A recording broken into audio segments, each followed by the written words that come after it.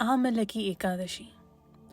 The topics of the glories of Amalaki Ekadashi occurs during the waxing moon in the month of February or March, and they are described in the Brahmanda Puran and the conversation between King Mandat and sage Vashisht. Once King Mandat asked sage Vashisht, "O most fortunate one, if you are pleased with and merciful to me, then kindly describe to me about a vow, by following which I can attain all auspiciousness." Sage Vashishtha replied, "King, I'll explain to you the glories and history of the great vow which awards one all auspiciousness. King, the name of this vow is Amalaki Ekadashi. The influence of the piety accumulated by following this Ekadashi certainly destroys all of one's sinful reactions and awards liberation, as well as the result of donating 1,000 cows in charity. In the ancient times, there was a city named Vaidisa that was inhabited by many healthy and prosperous Brahmins, Kshatriyas, Vaishyas, and Sudras.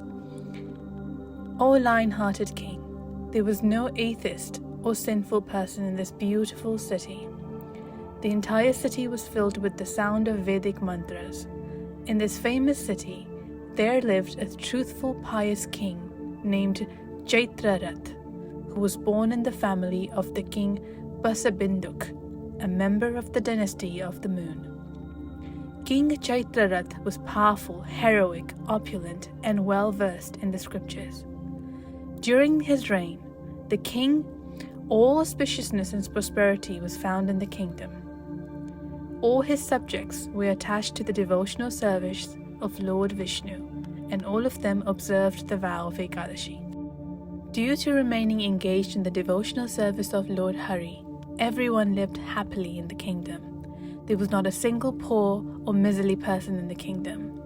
After living happily for many years in this way, once Amalaki Ekadashi conjoined with Dwadashi, which occurs during the waxing moon in the month of February or March, happened. Realizing that this Ekadashi bestows great benefits, the king and his subjects resolved to observe this Ekadashi with proper rules and regulations. Early in the morning on the day of Ekadashi, the king and his subjects took a bath in the river and went to the temple of Lord Vishnu, situated on the river bank. Within the temple, there was an Amalaki tree, where the king placed a pitcher filled with water, umbrella, cloth, shoes, and 5 kinds of jewels for the worship.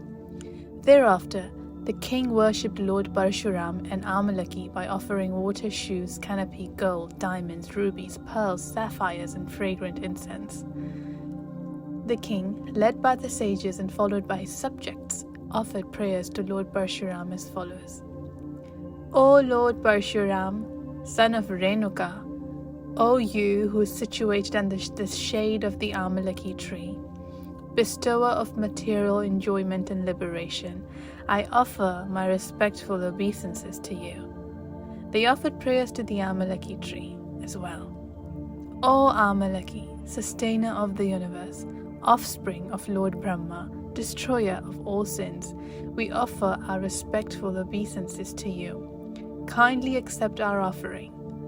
After properly worshipping the Lord and Amalaki in this way, the king, accompanied by his subjects, remained awake that night within the temple of Lord Vishnu.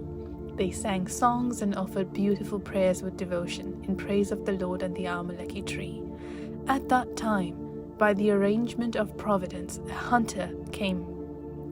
This hunter earned his livelihood simply by killing various living entities. When he came to the temple, which was decorated with the ghee lamp, incense, and other auspicious items, and saw that the people were remaining awake while glorifying the Lord, he sat down with them and began to contemplate on what was going on. The fortunate hunter took darshan of Lord Damodar, was placed on top of the pitcher, and began to hear the transcendental topics of Vishnu. Although he was afflicted with hunger, he was astonished to see and remained awake that entire night while hearing the glories of Ekadashi. In the morning, the king left for his palace accompanied by his subjects. The hunter also returned home and happily took his meal. After many years, the hunter left his body. By the influence of Amalaki Ekadashi, and as a result of remaining awake on the night of Ekadashi in his next life, the hunter became a king with innumerable elephants, horses, chariots, and a large army. The hunter took birth as a Vasurat, the powerful son of King Vidurat, who ruled the famous city of Jayanti. King Vasurat ruled 1 million villages. He was as brilliant as the sun, as effulgent as the moon, and as powerful as Lord Vishnu, and as tolerant as the earth. He was truthful and fixed in his occupational duties, and thus became a great devotee of Lord Vishnu.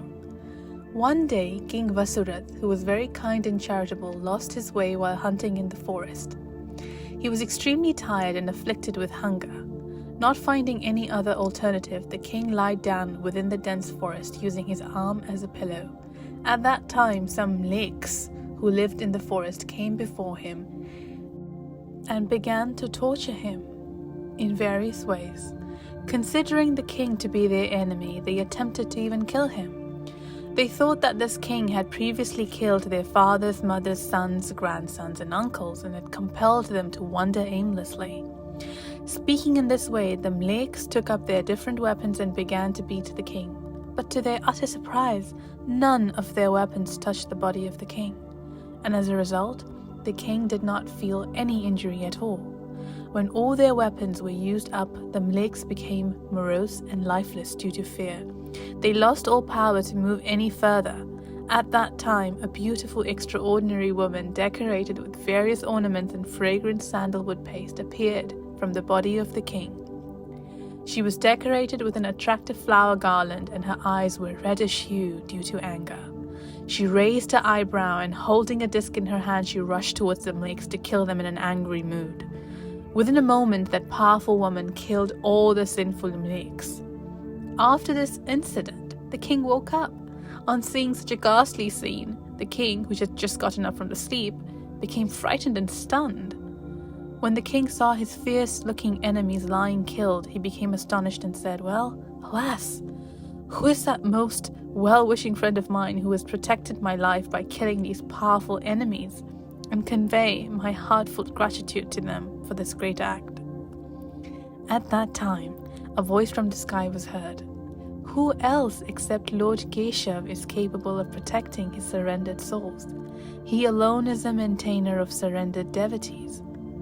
After hearing this voice from the sky, the king became extremely amazed, and his heart melted with devotion. Thereafter, the king returned to his palace and ruled his kingdom just like Indra, without any obstacles. The sage Vashishta continued, "My dear king, any person who observes the vow of the sacred Amalaki Ekadashi undoubtedly returns to the abode of Lord Vishnu."